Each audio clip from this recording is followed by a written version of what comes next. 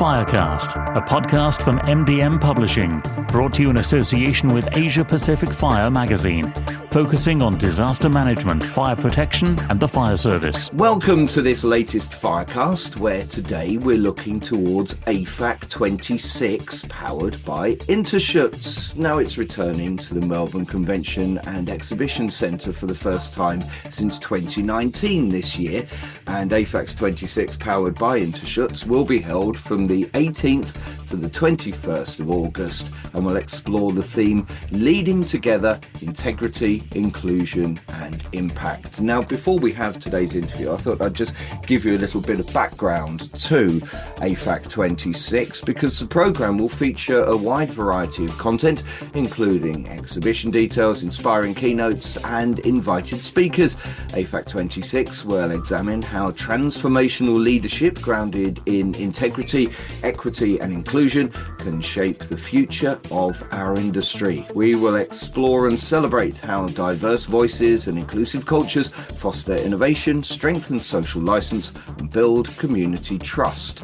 AFAC26 is proudly hosted by County Fire Authority, Fire Rescue Victoria, Emergency Management Victoria, Forest Fire Management Victoria, State Emergency Service Victoria and Tasmania Fire Service, with the extensive programme spanning 4 days, beginning with the AFAC Research and Innovation Day, followed by the multi-streamed 2-day AFAC Conference. Now, the AFAC Conference will feature the Australian Disaster Resilience Conference, the Institution of Fire Engineers, that's the IFE, Australian National Conference and the Women and Firefighting Australasia Conference, running as concurrent streams of the conference programme. The conference will conclude with the Professional Development Programme, featuring educational workshops and field trips. The conference is supported by the INTERSCHUTZ Trade Exhibition, which will feature a variety of local and international exhibitors occupying more than 15,000 square metres of floor space.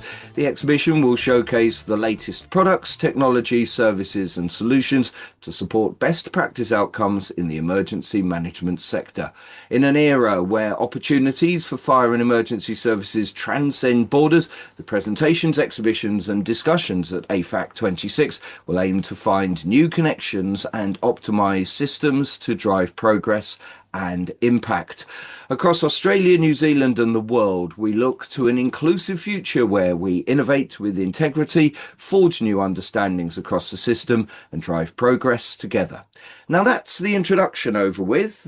Before we meet our guest, I'll introduce myself. I'm Paul Hutton, the host of our Firecasts, and I'll be putting together 2 ahead of AFAC26.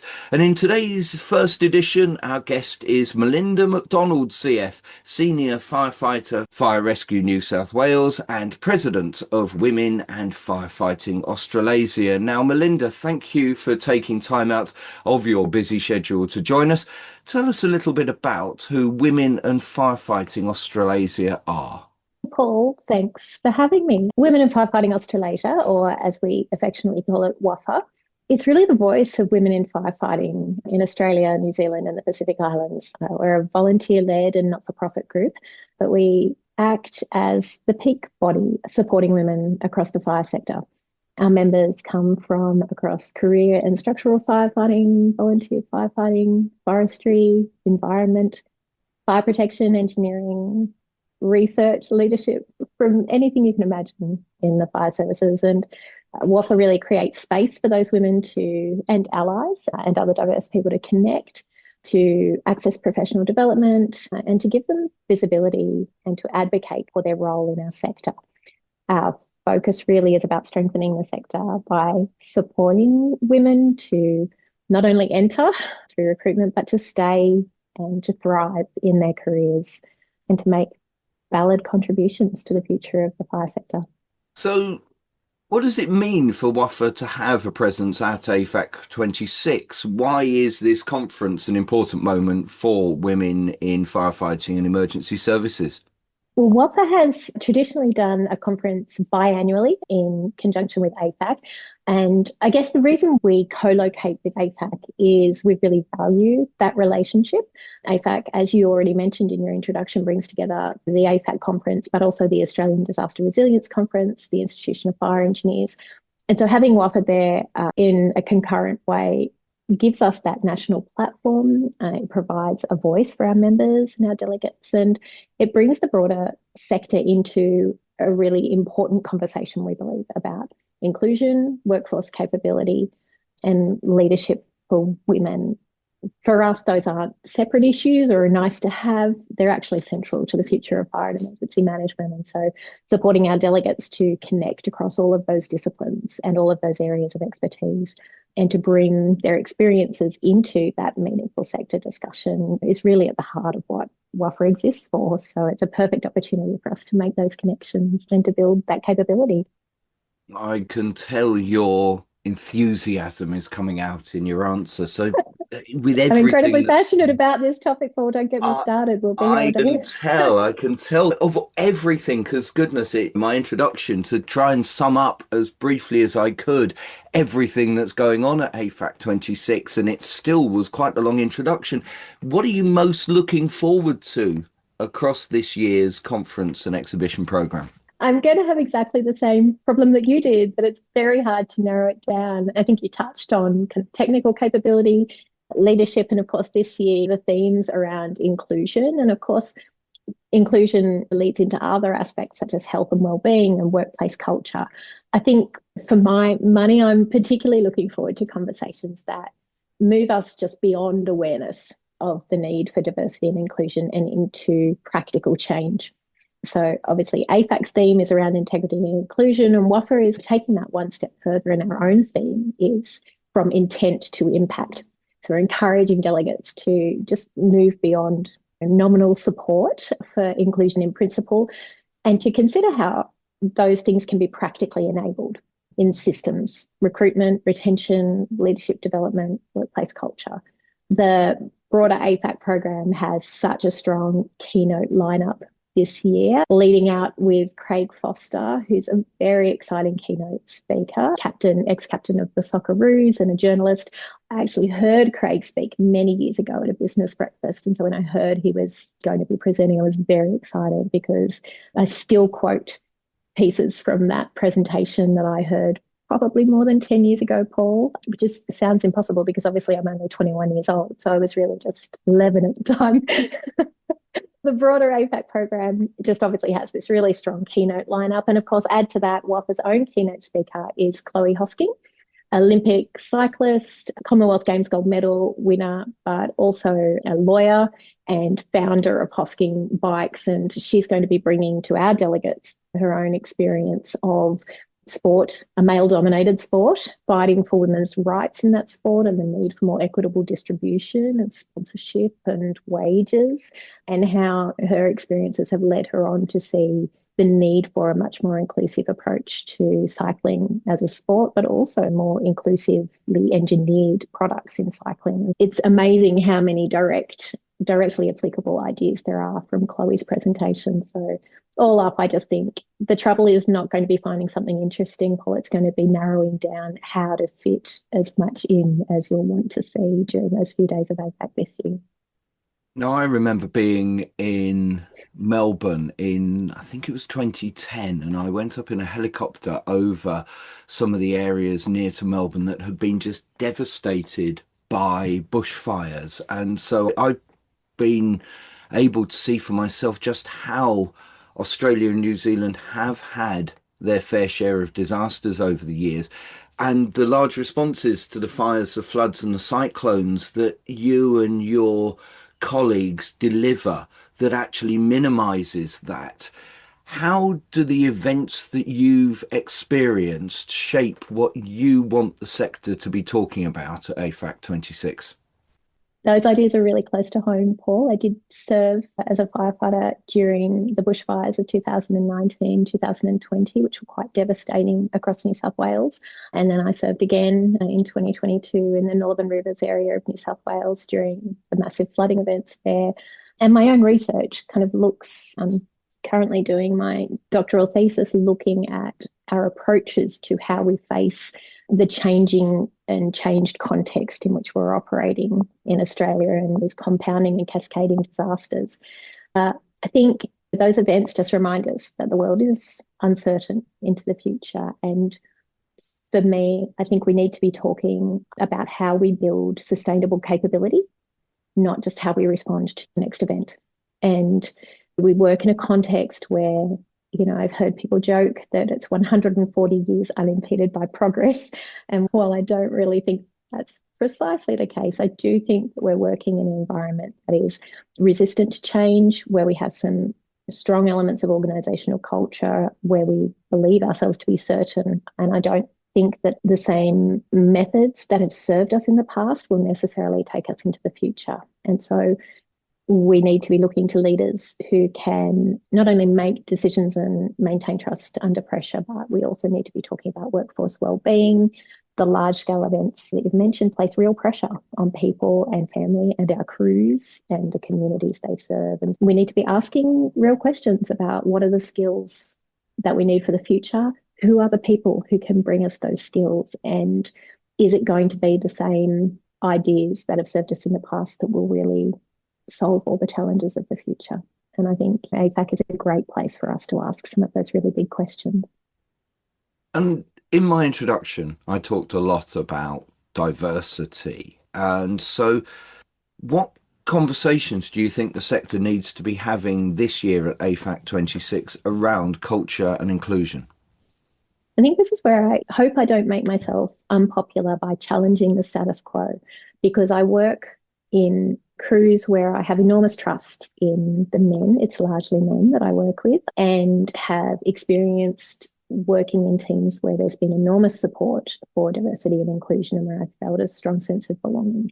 But I don't think that's an experience that is shared across the fire and emergency management sector. And I believe there are still organisational cultural challenges that need to be addressed head on. And so I think a good conversation to start with is we need to have honest conversations about recruitment and progression. Women still only make up 10% of the paid workforce in the fire management sector. And when you are not including 50% of the population in the conversations that you're having, I think you're going to find there's knowledge gaps there.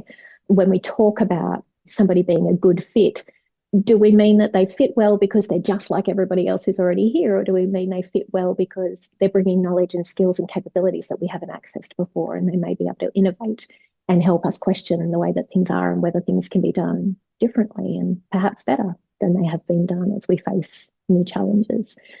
I think we need to look at workplace culture, and we need to think about what makes people feel safe and respected in workplaces, and what is it that enables them to contribute in real ways to the work that needs to be done, whose voices are heard, whose expertise is valued. And one of the questions I ask in my own research is, how do we legitimise and give credibility to new types of knowledge and tasks that need to be done, and the people who will be able to do them for us? And there's no better place to do that than outside of your normal workplace at a conference where like-minded people are there to learn and grow and help each other do things better. So it's why I always look forward to August and AFAC. So that's what WAFA can offer AFAC26. What would you like to see WAFA members take away from attending it? Yeah, I think I want for WAFA members what I want for everybody who attends a conference like AFAC. And I think WAFA is so with the team at AFAC. I think it's something we all want. We want people to leave feeling inspired. We want them to leave with knowledge that they didn't have before. And we want them to leave feeling more connected to each other and to the sector, so that they can take those practical ideas that they've gathered and use them in their own agencies and teams and communities. I also, I guess, particularly to WAFA, I want for our delegates to see themselves reflected and validated in the program, and to understand that they are not alone in some of the challenges that they face, but also to be sharing the incredible work that women are doing across our sector, so that they're inspired to know that they can put their minds to things, that there is room for them to contribute and to bring the knowledge and skills that they have. And I think across the board, I think all of us want delegates at whichever stream of the conference. And we know our delegates will be attending lots of different streams when they're there. We want them all to leave with a stronger sense of what their role could be in shaping the future of the fire service, our emergency management sector as a whole. That's really interesting stuff. And so I guess I'm thinking about for someone on the front line who's considering whether to attend, what would you say anyone from whatever background would gain from being in the room? It's an interesting thing, isn't it? Because I know there's a lot of people who work in the fire services who've come from a trade background, who are working still in stations. They might not see the relevance of a conference like this. They might think, oh, that's something for people working in non-station-based roles or working in management. But I think someone who is still on the front line, what they'll get is enormous. They'll hear directly from people across the sector about what is working, what is changing, what challenges are still ahead. They'll get practical ideas to take back to their own role, whether you're on a station or a volunteer, whether you're working in prevention or training or leadership, wherever you're working, there's going to be ideas that you can take back to your role. You'll be meeting and connecting with people who are dealing with similar issues, perhaps in different contexts. Even understanding those different contexts can be really valuable. And I think just being in the room also reminds you that the sector is bigger than just your workplace, and that you can have a role to play in shaping the future of it, and that good ideas don't necessarily go into a vacuum. This is a space to breathe life into them and to germinate those ideas and to think about how you can be contributing. And if it's not in your particular station, whether it's through a paper, whether it's through research, whether it's through volunteer work with an organisation, a wonderful organisation like WAFA. So yeah, I think whoever it is that attends, they will find that there are things that are relevant and meaningful for them to take away. And we talked about the fact that we've got concurrent streams going on. So somebody who's attending, what will they get out of attending a wonderful thing like WAFA, or vice versa? What will WAFA members get out of attending other streams? How important is it to encourage people to go to lots of different streams, to encourage knowledge sharing and networking across the event? I think that is probably the most wonderful thing about co-locating all of those streams in one place, is that you have the opportunity to look through a really rich program and see not only the things that will resonate with your own experience and knowledge, and that you'll be able to further things that you're already working on, but you'll also be able to just go and sit in on something completely new and be challenged to think about what other people are working on and where your ideas might be expanded. And I think that taking that step of looking at another stream brings people together as well from different jurisdictions or agencies or areas of expertise. And I think it allows you to see the connections between technical capability, say, and relational competence, or between disaster resilience and leadership. And so when you connect different ideas, you're seeing that nobody's really existing in a bubble. Whatever said, no man is an island, no woman is an island. And connecting with those other streams can give you different ways to think about the problems that you're already trying to tackle or the questions that you've already raised. And I think I've said earlier, and I'll say it again, like the relationships that are built, the connections that are built at events like this are so important for the growth in our knowledge is exponential when we share it with others. But also when you referred to those major events, the bushfires, the floods, we're so often working in multi-agency contexts, we're working across borders. We're also forming connections that can really serve us on the incident ground when we're connecting again in those contexts, and we've got a greater understanding of the challenges that people are facing in different agencies or in different types of services. And so all of that, I think, helps us to be better prepared for the next challenge ahead. Now, while I've got you on, I'm going to ask you just to have another quick look at the programme and the exhibition and ask, are there any parts of it that you would really encourage attendees to make a point of seeing? I think in terms of the program, obviously, I'm going to be encouraging people to see both Craig Foster and Chloe Hosking. They're going to be my two highlights for keynotes. There's going to be a wonderful presentation a very practical presentation on menopause and around the fire and rescue menopause toolkits that have been developed by one of our station officers, Ros Bailey, with the help of our health and fitness team, Andrew Richardson. And so I think that's going to be a terrific and practical presentation for anybody working in leadership. It's not a women's presentation. Menopause is not a women's problem. It's a human resources issue, and it's something that's going to face an increasing number of, it's going to face 51% of the population at some point, isn't it, Paul? And as women are progressing through the ranks, it's really important that we have an understanding of what the needs will be and how we can appropriately respond to them. So I'm excited about that one. The exhibition is always amazing. I hope people will come visit us at the WAFA stand and pick up. Our T-shirts are always very popular, so people usually drop by to pick one of those up and have a talk to us about what we've got coming up in terms of webinars and professional development throughout the year. And the AFAC stand is always terrific. The team there are great. There's always really interesting speakers milling around there after their presentations. And so if you can't be in more than one stream at once, that's my hot tip, is head straight down to the AFAC stand afterwards, and you'll usually catch the speakers milling around and have a chance to pick their brain about subjects that interest you. And of course, who doesn't love a big red truck, a cool piece of PPE, or a brand new tool as well? So there's always the latest and greatest objects out there to have a look at. So I usually come home with something I didn't think I needed. Brilliant. Now, I'm just going to rewind quickly to when you were talking about things like menopause and stuff like that. And I think when I speak to anyone who works in a women in ...